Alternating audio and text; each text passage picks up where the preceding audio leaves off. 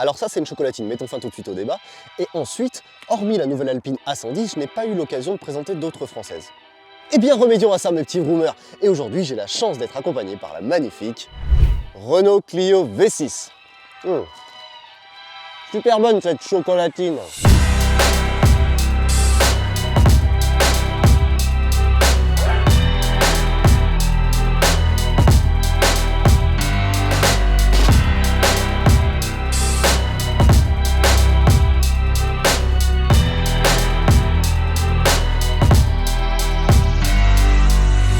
Ah, les françaises, ça a quand même un sacré charme, hein. Regardez, on dirait une vraie voiture de rallye. Et je vais vous dire autre chose. Ça fait à peine 1 heure que je suis ici, et déjà, 5 personnes se sont arrêtées pour me demander des infos sur la voiture. 5 personnes. Preuve que le mythe plaît toujours.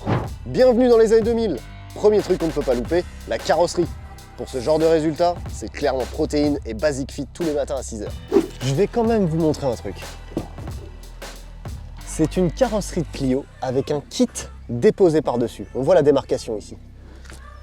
Bon, c'est que de la gonflette, mais c'est quand même joli pour les yeux. Parlons tout de même de ce qui nous intéresse, le moteur. Un V6 qui n'est pas du tout à l'avant. Calmez-vous, je récupérais juste ma baguette pour me faire un petit jambon beurre. Mais à l'arrière. Bon, vu que c'est vous, je vais vous montrer comment on accède au moteur. Ensuite, vous avez une deuxième plaque. En fait, c'est comme dans l'Alpine A110, c'est un petit peu chiant de voir le moteur. Et voilà, très pratique. Et pour faire respirer les 230 chevaux, vous avez 2 énormes prises d'air latérales. La Renault Clio V6 apparut dans les années 2000. Jusqu'en 2003, on parlait de la phase 1.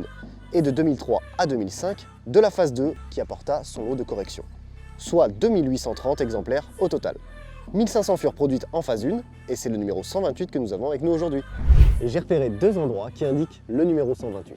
Il est indiqué sur le compteur à fond blanc, et également sur une plaque entre les 2 sièges.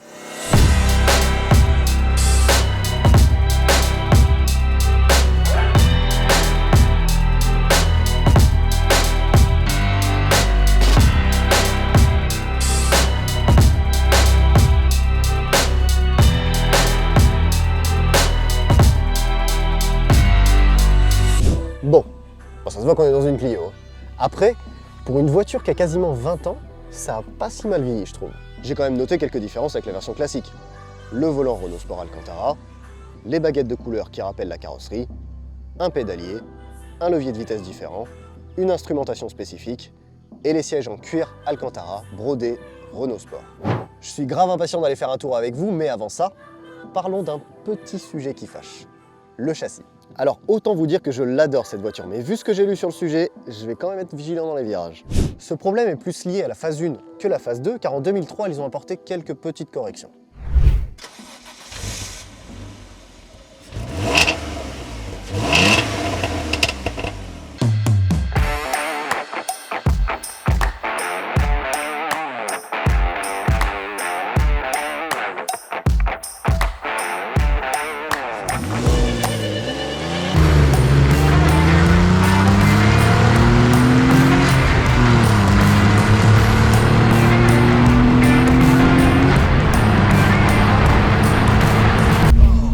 Quel enfer, hein. Oh, le rayon de braquage, il est vraiment pas ouf. Bon allez, test ligne droite.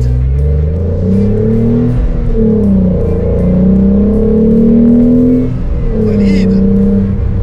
Alors, fais-moi voir ce virage, un peu ce que ça donne. Ah oui, effectivement. Elle survire. Alors non, elle sous-vire. C'est pas comme si je l'avais lu 30 secondes avant. Bolos. Donc ça veut dire qu'en fait, t'as l'impression qu'elle veut aller tout droit dans les virages. En fait, elle se décale dans le virage. Donc c'est vrai ce qu'on a lu. Dommage. Mais bon, c'est son défaut. Ah, et puis là, regardez, le temps, il est sec, il est beau. C'est une propulsion. Ça chante bien quand même. Ouais. Oui, et alors, ça freine super bien aussi. Au fur et à mesure des années, Renault a toujours su nous surprendre avec des modèles atypiques. Et cette Clio V6 a certes quelques défauts, mais c'est clairement ce qui fait tout son charme.